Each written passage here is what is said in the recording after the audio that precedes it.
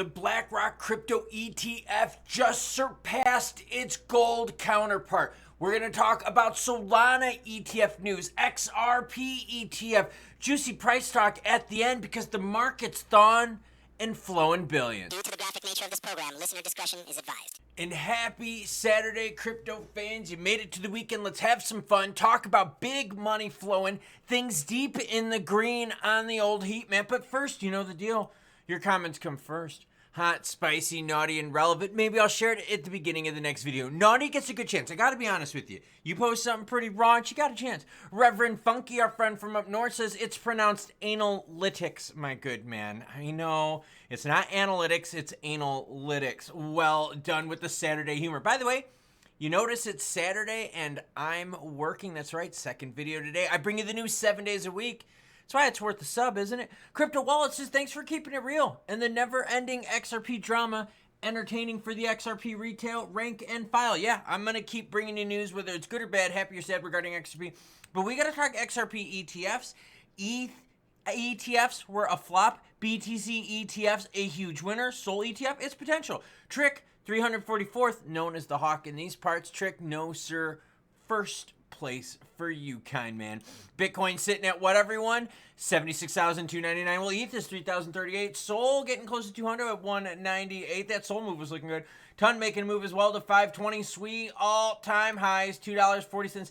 Caspa, double-digit rebound here, sitting at 12.2 cents. We're seeing some meme action moving as well. ICP was hot here the last bit. $8.27. Immutable, 124 up on the news.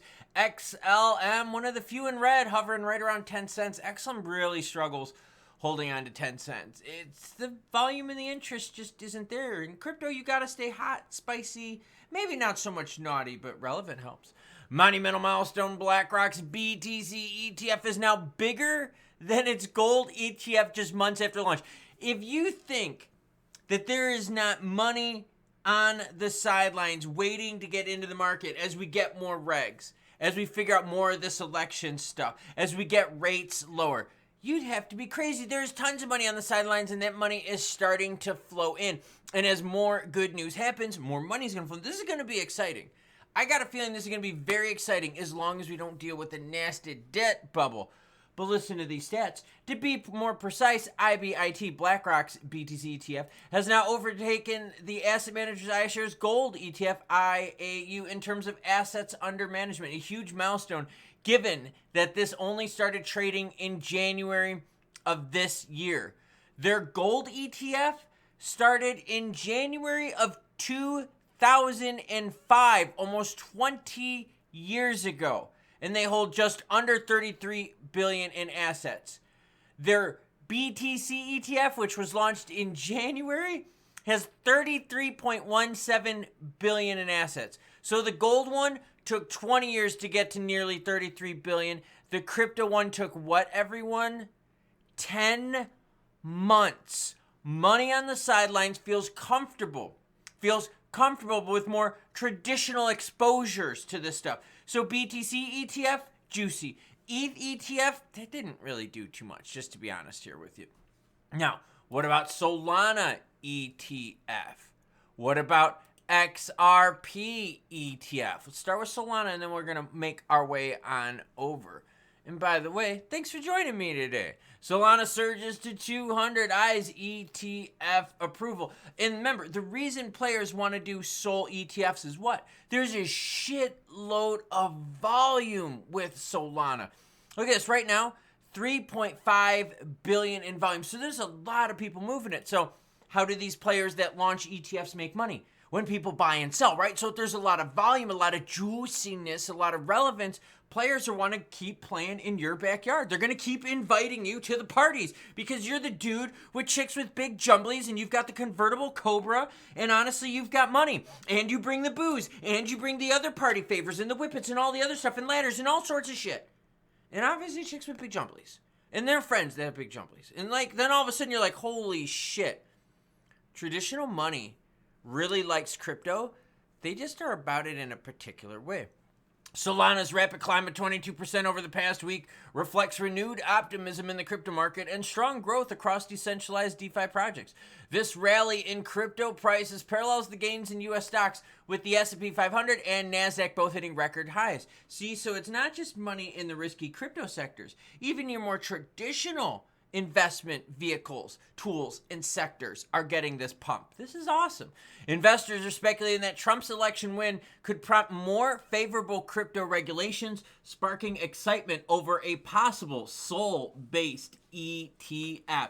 Such an ETF would make it easier for traditional players to get in, and we talked about that. Now, Sol's all-time high, okay, was back in 2021, where it hit 259.59. We're not that far away from that at all. We touched a little 200 action. We saw that. We saw that $200 Sol. It's on the radar right now. We touched that $200 Sol. It's not far from its all-time high. This is crazy, crazy stuff to be paying attention to. So now, Sol ETF, will that get more action than ETH ETF? I think so. I think there's a lot of players out there that like these alts, and Sol and XRP falls into that category. It's not always about the bigs. Now, don't get me wrong. We can't argue the success of BTC, right? You have to be fucking stupider than shit to like think that BTC is not successful. Native token has done well. ETFs are attracting tons of money. Like I said, beating their gold counterpart in 10 months and what gold took 20 years. So now let's move on to XRP. 1.47 billion in one day. That's the volume of XRP. XRP is seventh largest crypto market cap, has seen an increased trading volume, hitting 1.47 billion or 2.62 billion XRP. However, this represents a mere 7% increase in volume over the last 24 hours. Weekends are kind of slow, but the weekend's better than previous weekend. A couple weekends ago, we were looking at like $500 million of volume for XRP. And what did I say?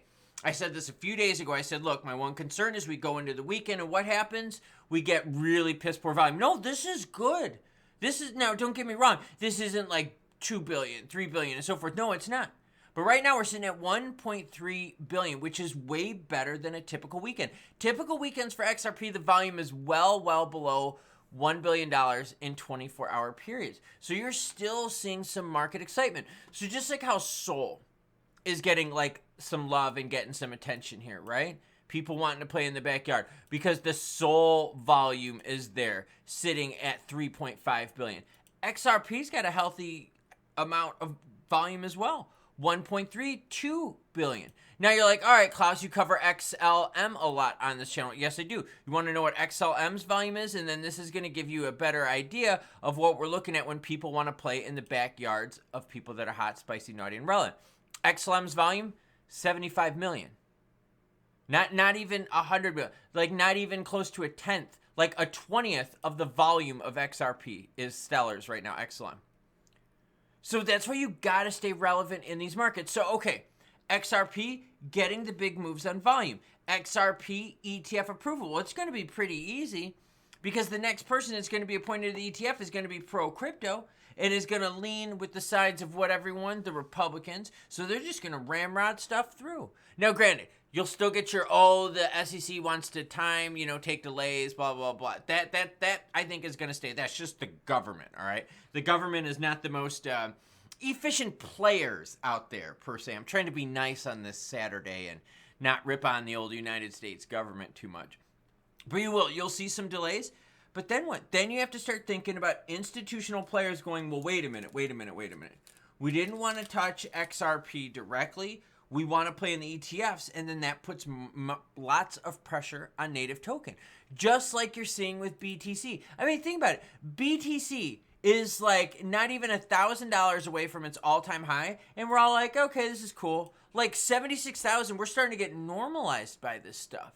And the BTC ETFs have seen massive amounts of inflows. By the way, the ETH inflows have been good, okay? The problem with ETH, though, on the ETF, you didn't see it helping out native token too much. That's the big difference between BTC and ETH. BTC really moved on that ETF action. So you're telling me that We could have gone from a very negative, very anti-crypto, anti-XRP stance to now a very pro-crypto, pro-XRP stance in our government in such a short time swing. Yes. Totally what you're seeing right now. Now, we got to see what happens with the House, okay? If the House goes Republican, full sweep, you're going to see lots of juicy crypto regs. Lots of stuff regarding stablecoins. Lots of stuff where ETFs get launched, which brings in money from the sidelines, traditional money. And then, hey, maybe that traditional money is like, yo, I kind of like this ETF thing. Maybe I kind of want to play just the tip with some native token. And then traditional money starts getting into native token. I got to be honest with you. I'm very excited about all of this, and it's awesome to see markets thaw. Now, I'm still waiting for venture capital money to thaw, but I think that's going to come when these rates start piercing sub 400, looking at the 350 to 375 range right there. That's when I think you're going to start seeing more VC money roll in. That could take about summer of 2025 or so for rates to get to that level, if not even lower by then. Because remember, the United States is behind, especially its counterparts to the north like Canada, and the Eurozone has been doing great with rates. So yeah, the US is quite a bit behind. Now, in terms of XRP ETF, I got to be honest. If we get juicy price action, awesome.